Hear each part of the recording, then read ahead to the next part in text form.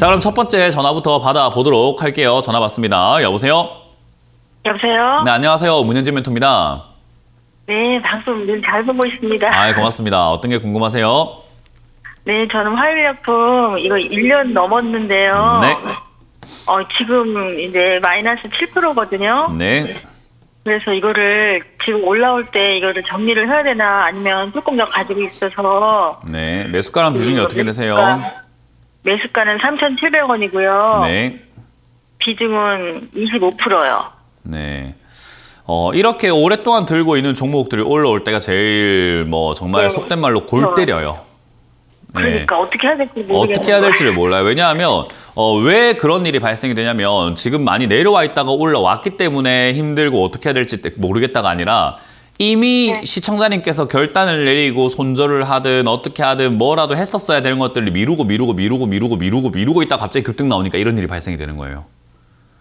아무것도 못하고 있다가 지금 갑자기 급등 나오니까 발생이 된 거죠. 예를 들어서 지난 작년에 매수하셨을 때 사실은 저점이 무너질 때 어느 자리에서 내가 손절해야 되겠다라는 계획이 있었다면 그냥 손절하고 말았을 종목이에요. 안 봐도 되는 종목이라는 거예요. 이해가 되죠?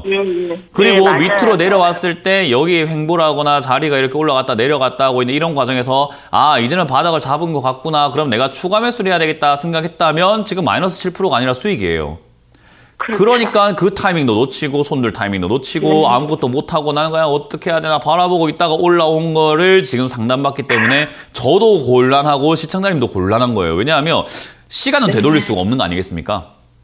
네. 그죠? 시간을 되돌릴 수가 없다 보니까 지난 이야기를 해가지고 할 건 없어요. 근데 아쉬운 건 어쩔 수가 없는 거잖아요. 그죠? 이렇게 했다면 저렇게 했다면이라는 생각밖에 잘 안 들어요. 그럼 지금부터 어떻게 해야 되는가? 이제라도 시청자님이 끌려다니지 않는 자세가 중요한 거예요. 뭐냐? 네. 우리가 주식을 할 때 가장 중요한 게요. 손절했는데 올라가면 어떡하지 싶어서 손절을 못했고요. 내가 샀는데 떨어지면 어떡하지 싶어가지고 추가 매수도 못했을 거예요. 맞잖아요. 그죠? 아니, 제가 손절을 굉장히 큰 손해를 보고 손절을 했더니 그게 상한가까지 갔었어요. 그러니까요. 제가 이야기한 게 그래서 그렇잖아요. 여기서 손절하면 올라가면 어떡하지 싶으니까 손절 못 할 거고 네, 내려갔을 때는 더 샀는데 떨어지면 어떡하지 싶어가지고 또 못 샀을 거고 그러니까 그랬단 말이에요. 그죠?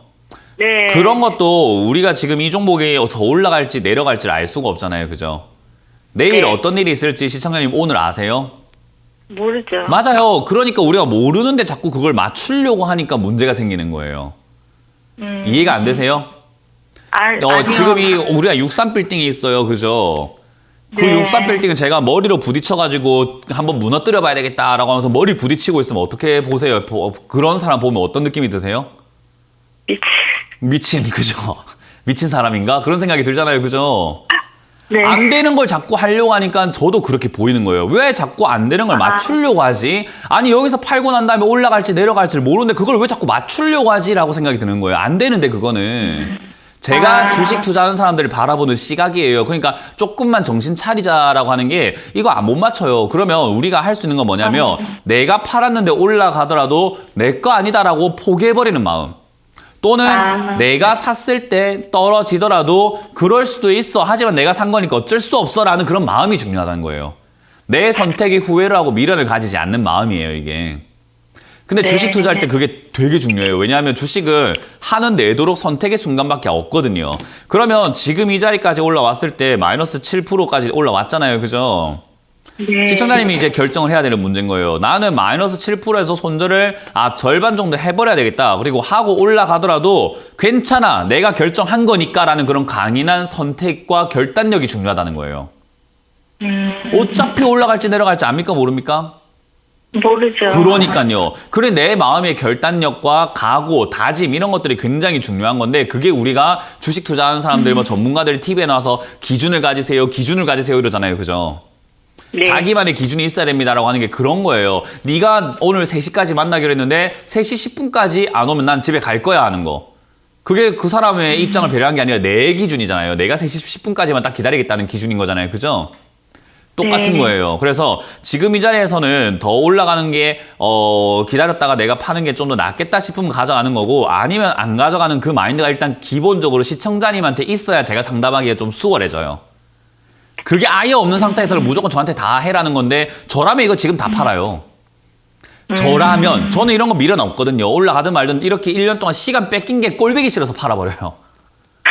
근데 그건 저니까 그건 제 돈이라고 한다면 그런 건데 제 돈이 아니잖아요. 그러면 시청자님한테 어떤 마인드가 있냐에 따라서 뭔가 방식이 달라지게 되는 거죠. 저라면 이거 안 봅니다. 그냥 꼴보기 싫어서 팔 것 같아요. 그래서 저는 매도 의견 드릴 수밖에 없는데 시청자님이 만약에 그렇지 않다라고 한다면 저는 여기서 조금 어설프게 조금 내가 올라갈지 안 올라갈지 모르겠다 싶은 약간 아리까리한 만큼만 매도하시는 거예요. 그게 우리가 분할 매도라고 하거든요. 여기서 그냥 조금 파는 거예요. 반을 파시든 3분의 1을 파시든 내 마음이 좀 많이 안 아플 정도. 내가 팔았는데 올라갔을 때 그래 내가 다 판 건 아니니까 또는 이 정도 남았으니까 라고 할 수 있는 정도만 파는 거예요. 네. 그게 정말 중요한 거예요. 반만 파세요. 팔고 그냥 가져가 볼까. 파세요. 지금. 볼까가 아니고 파세요. 그런 결단을 빨리 내리셔야 된다는 거죠. 볼까? 아니야. 팔았는데 올라가면 어떡하지? 아니야. 팔아야 될까? 이러다 보면 시간 3시 반 됩니다. 끝나요? 안 끝나요? 그러면. 네, 그러면 끌려다니는 알겠습니다. 거예요. 결정도 못하고. 아시겠죠? 네. 그래서 지금 그렇게 여기서는 할게요. 저는 절반 매도 의견 드릴 거고요. 지금 이 자리는 위쪽 3,600원 자리에 뚫고 올라가면 4,500원까지 튀어 오를 수는 있는 자리인데 저기가 뚫는지 안 뚫는지는 지켜봐야 되는 문제예요. 뚫을 거다가 아니라. 네. 그래서 뚫으면은 조금 더 가져가셔가지고 4,500원까지 홀딩 해보시고요. 만약에 뚫지를 못하면은 3,600원 자리에서는 전량 매도하시는 것이 유리하다. 그러니까 내가 팔고 올라가더라도 미련을 가지지 않는 그런 마인드가 지금 중요하다는 조언을 드려보도록 할게요. 네, 알겠습니다. 네, 고맙습니다. 다음 전화 받아보겠습니다. 여보세요? 여보세요? 여보세요, 반갑습니다. 네, 안녕하세요. 문현지 멘토입니다. 아, 예. 네, 어떤 게 궁금하세요? 제주항공. 제주항공이고요. 매수가랑 비중이요? 20%에 24,200원. 24,200원에 20%. 예. 요거는요. 오래됐습니다. 네? 예. 오래됐다고요. 네, 그거보다 더 오래 걸릴 거예요. 어쩌겠나. 네, 어쩌겠는데 어쩔 수가 없어요. 이거는 뭐 사셨잖아요. 그죠? 예. 돌이킬 수는 없어요. 산 거를 뭐 어떻게 시간을 돌릴 수가 없는 거니까 사셨는데 어쨌든 뭐 저는 희망 고문이라고 하잖아요. 그냥 좋은 이야기 해드리고 위로해드리고 수익 낼 수 있습니다 해서 시청자님이 막연한 희망을 가지고 기다리고 있으면요. 저는 그게 더 괴로운 일이라 생각을 하거든요. 예. 그냥 이 답이 없는 걸 답이 없다라고 생각하고 받아들이는 것도 저는 하나의 또 조언이 된다고 생각을 하는 사람이에요. 그래서 저는 시청자님께 희망을 드리고 싶진 않아요. 희망이 있다면 희망을 드리고 싶은데 이건 희망이 별로 없는 가격에서 사셨기 때문에 아직까지는 희망이 있다라고 말씀드리기 좀 힘들 것 같아요. 왜냐하면 주가라는 것을 싸게 사야 돈을 버는 거지 비싸게 사면 돈을 못 버는 건 당연한 거 아니겠습니까? 그죠? 예, 우리가 장사를 하는 사람이라고 생각해 봅시다.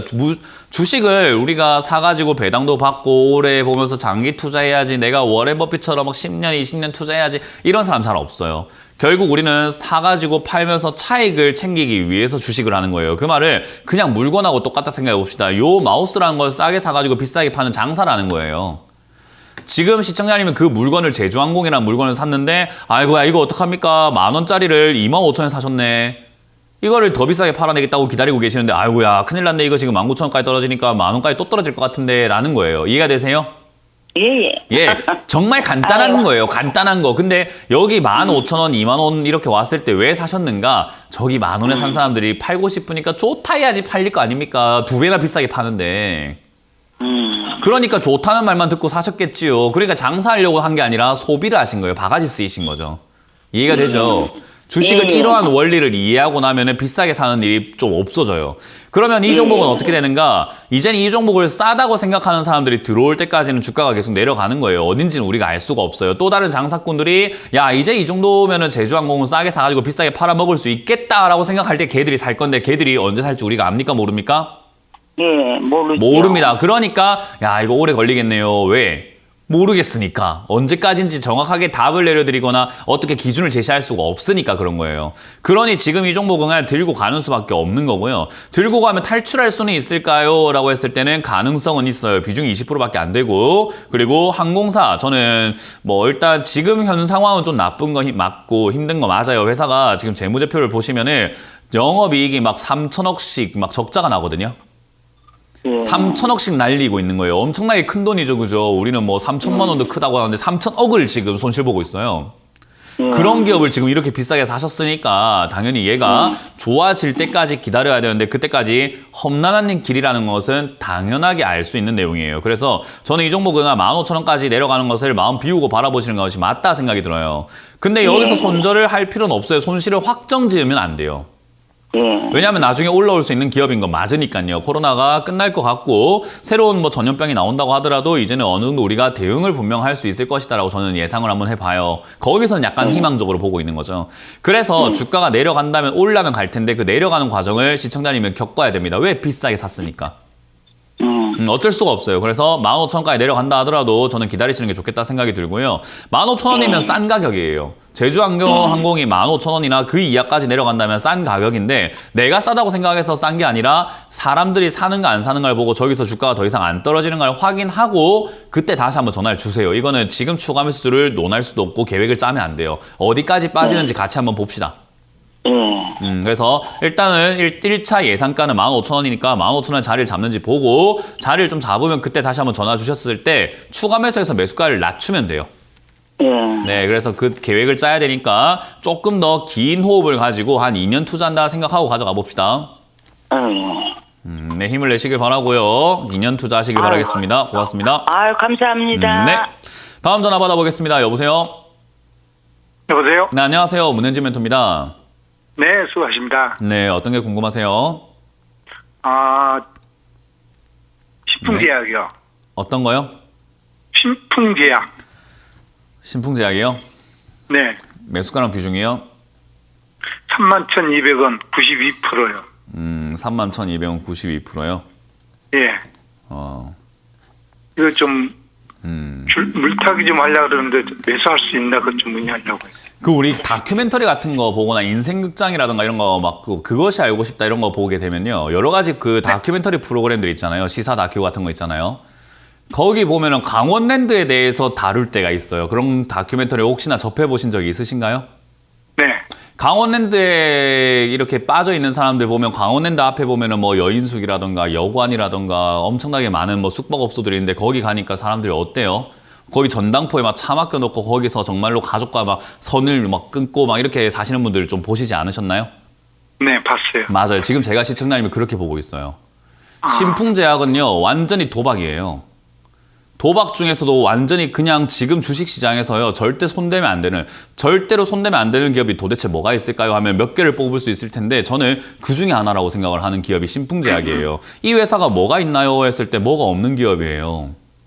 뭐 하는 회사고 그리고 어떤 기업이며 어떤 기대감이 있습니까 하면은 신약 개발에 대한 기대감 하나 가지고 사람들을 가지고 놀고 있는 그리고 많은 사람들을 울리고 있는 기업이거든요. 카지노라고 하는 것도 도박하는 곳인데 돈 버는 사람 분명히 있을 거예요. 10,000명 중에 1명 정도는 있을 거예요. 근데 나머지 9,999명은 어때요? 굉장히 힘들게 살고 힘들고 괴로워요. 근데 그분들의 공통점은 뭐냐면요. 돈만 더 있으면은 돈을 벌 수 있을 것 같은데 돈이 더 있으면 좋겠다라고 해서 전당포를 가서 차를 맡기기도 하고 그 가족들에게 돈을 이렇게 막 뭐 빌리기도 하고 이런 일들이 발생이 되는데 시청자님 지금 신풍제약 사셔가지고 하시는 이야기가 92%의 비중을 담았지만 또 사고 싶으시대요.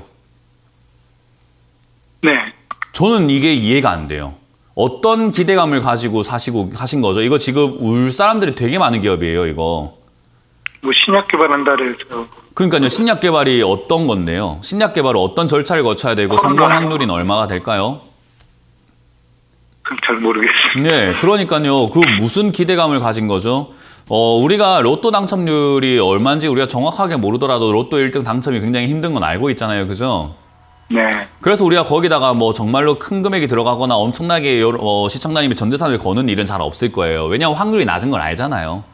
네. 신약 개발이라고 하는 것도요. 확률이 굉장히 낮은 산업이에요. 신약 개발은 정말로 그 수많은 제약사들 다 통계를 내가지고 보니까 100개의 신약 개발 후보 물질이 있으면 한 7개 정도가 통과를 하더라. 그러니까 7개만이 우리가 성공할 확률이라고 보는데 그러면 7% 정도의 확률이라고 보시면 돼요. 이해가 되세요? 네. 7%의 정도의 확률인데 제약사를 통틀어서 본 거니까 정말 거대 제약사, 미국에 있는 화이자라든지 그리고 뭐 아스트라제네카라든지 우리나라에 있는 뭐 우리 이름만 들어도 아는 대웅제약, 뭐 종근당, 뭐 한미약품 이런 기업들이 그런 신약 개발을 해가지고 통과하는 경우들이 많은 거지 신풍제약처럼 이런 기업들은 통과할 가능성이 매우 그거보다 더 작아요.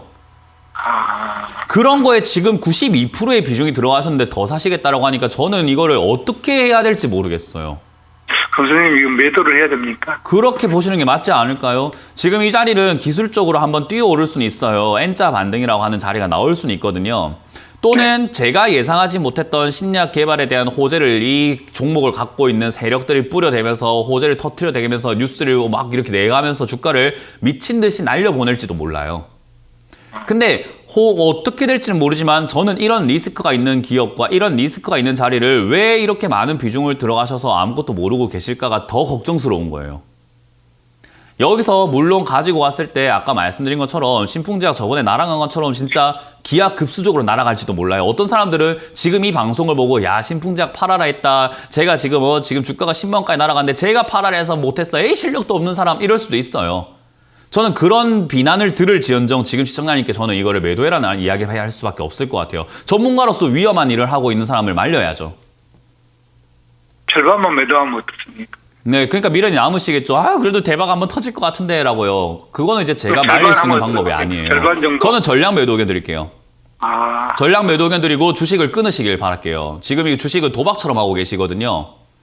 공부를 조금만 하고 하면은 주식은 정말 훌륭한 투자 도구예요. 근데 이렇게 하시면 안 돼요. 제가 보기에 이거 지금 굉장히 위험한 상태라서 전량 매도 의견을 드려보도록 하겠습니다. 근데 그 조언을 들을지 말지는 시청자님이 결정해 주셔야 되는, 미련 많이 남으실 거예요. 희망도 많이 보이실 거고 아 그래도 될 것 같은데 라는 생각이 들 텐데 그건 제가 말릴 수 있는 부분이 아닌 것 같아요.